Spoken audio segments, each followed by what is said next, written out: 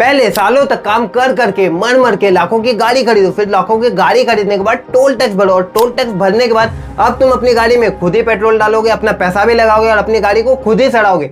चौंको मत, हैरान मत हो, रियलिटी बता रहा हूँ तो जो तुम्हें कोई नहीं बता रहा है। अब देखो, अपनी गाड़ी को, अपने जिगर के टुकड़े को बचाना चाहते हो तो इस वीडियो को डिलीट होने से पहले सेव कर लो और अपने मित्र लोगों के साथ भी शेयर कर दो ताकि वो भी के बारे में जान सके। तो हमारे जो रोड ट्रांसपोर्ट और हाईवे मिनिस्टर है नितिन गडकरी जी, उन्होंने भी हाल ही में अनाउंस किया कि E85 इथेनॉल जो है उसे वो 100% ब्लेंड करने के टारगेट में in coming future, because our more dependency on Middle East, ठीक है, हम 89% क्रूड ऑयल इंपोर्ट कर रहे हैं, उससे डिपेंडेंसी कम हो और ऐसी वॉर वाली सिचुएशन में हमारा देश, हमारे देशवासी जो हैं वो चैन की सांस ले सके, ठीक है, और आत्मनिर्भर हो सके। लेकिन ये कैसी विडंबना है कि हम दूसरी साइड से अमेरिका से ह्यूज अमाउंट में इथेनॉल इंपोर्ट कर रहे हैं। इसे आत्मनिर्भरता नहीं, इसे स्वदेशी का इंपोर्टेड वर्जन कहते हैं। अब हमारे मंत्री जी ने ऑलरेडी तुम्हें फायदे बता दिए होंगे इथेनॉल के, कि इथेनॉल पोल्यूशन फ्री है, इससे इंपोर्ट कम होगा, किसानों को फायदा होगा। अब एक्चुअल फायदा किसानों को होगा या फिर किसको होगा वो ऑलरेडी अपोजिशन ने अपने स्टेटमेंट में बता दिया, ठीक है, लिंक डाल दिया मैंने डिस्क्रिप्शन में, तुम लोग एक बार चेक जरूर कर लेना। लेकिन यहाँ पे तुम लोग ये बात भी जान लो कि नितिन गडकरी जी के जो बेटे हैं उनके नाम से एक लिस्टेड कंपनी है विच वाज सियान एग्रो,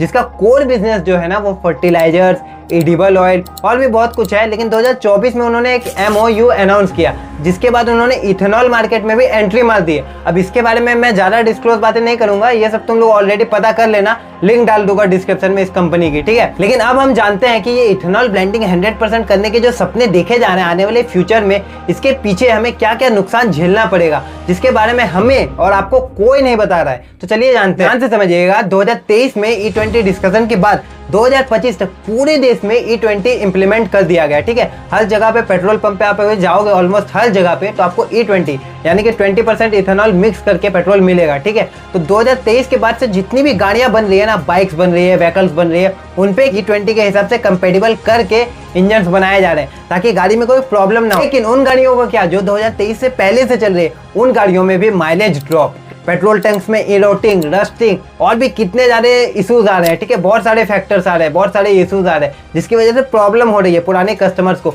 और करोड़ों में गाड़ियां जो है ना वो पुरानी गाड़ियां अभी रोड्स पे चल रही है, इंडियन रोड्स पे, उन्हें अचानक से चेंज करना तो बस की बात है नहीं। और अभी आप अगर एक नया बाइक भी खरीदने जाओगे तो लो कॉस्ट जो बाइक है ना उसका भी रेंज अभी 72,000 रुपए है, जो कि सबके बस की बात नहीं है। और ये तो हमारे मंत्री जी बता ही नहीं रहे हैं कि 1 लीटर इथेनॉल बनाने में कितना लीटर पानी लगता है। तुम्हारा दिमाग हिल जाएगा मैं बताऊंगा तो। लेकिन पहले ये जान लो कि इथेनॉल बनाने में मेन 3 क्रॉप्स का यूज होता है, ठीक है, जिसमें पहला क्रॉप गन्ना है जो कि 300-630 लीटर वाटर कंज्यूम करता है।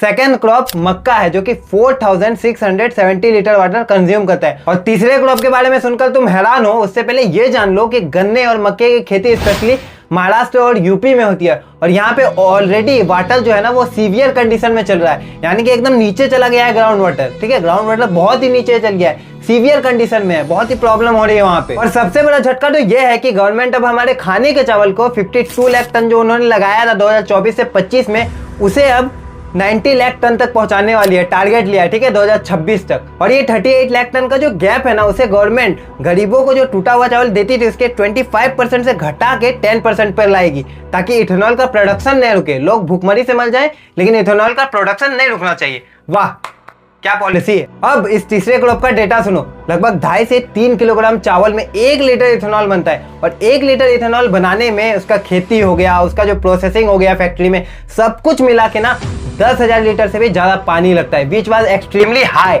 सोचो इतना पानी लग जा रहा है। और नीति आयोग ने हमें वार्निंग दी है कि दिल्ली, बेंगलुरु, चेन्नई और 21 मेजर सिटीज में 2030 तक ग्राउंड लेवल का जो वाटर है ना वो जीरो कंडीशन में पहुंच जाएगा, ठीक है, जो कि बहुत ही डेंजरस है, हमारे पूरे देश के लिए भी बहुत ही डेंजरस है। और ये जो हमारे मंत्री जी ब्राजील की बात करते हैं ना अपने हर इंटरव्यूज में कि ब्राजील 100% इथेनॉल यूज कर रहा है, तो ब्राजील के पास ना पूरे वर्ल्ड का ना 12% फ्रेश वाटर रिजर्व है, ठीक है, होल्ड करके रखता है। इसका main source basically Amazon basin है, ठीक है, और वो जो है ना वहाँ के क्लाइमेट को सपोर्ट करता है, वहाँ के जितने भी खेत हैं वहाँ तक मॉइस्चर पहुँचाता है, तो बहुत ही फायदा है उनको, बहुत ही एडवांटेज है। ऊपर से उनकी पॉपुलेशन डेंसिटी जो है ना वो इंडिया के कंपैरिजन में बहुत ही लो है, ठीक है, इंडिया की पॉपुलेशन कितना है आप ऑलरेडी जानते हो, तो इसका जो कंपैरिजन है वो एकदम इलॉजिकल है, एकदम सेंसलेस है, इसमें कोई लॉजिक ही नहीं है, कोई सेंस ही नहीं है। और आपको मैं ये भी बता दूं कि शुगर केन वहां की आइडियल क्रॉप है, ठीक है। वो लोग पहले से 1973 में जो ऑयल क्राइसिस आया तो 1975 से ही उन्होंने काम चालू कर दिया, स्ट्रॉन्ग पॉलिसीज लाई, ठीक है, इंप्लीमेंट किया उसे, उसके बाद स्ट्रॉन्ग इंफ्रास्ट्रक्चर बनाया और इसके साथ ही उन्होंने फ्लेक्स फ्यूल व्हीकल्स लाए जिसमें आप गैसोलीन भी यूज कर सकते हो,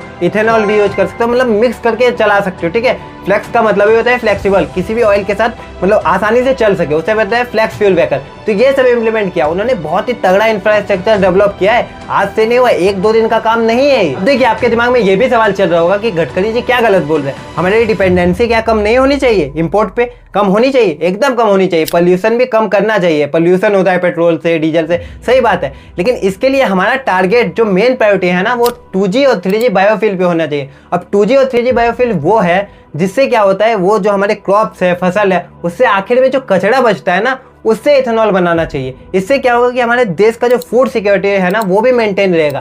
लोगों का पेट मार के अगर आप इथेनॉल बना रहे हो वो बिल्कुल सही नहीं है। ये चीज़ें हैं, ये चीज़ मैटर करती है, तो इस चीज़ पे ध्यान देना चाहिए। और ऊपर से अभी के टाइम पे अचानक से ये जो बातें चल रही है फ्यूचर में इंप्लीमेंट करने की, तो इसके लिए एक बड़ा सा इंफ्रास्ट्रक्चर चाहिए, बड़ा इकोसिस्टम क्रिएट करना पड़ेगा।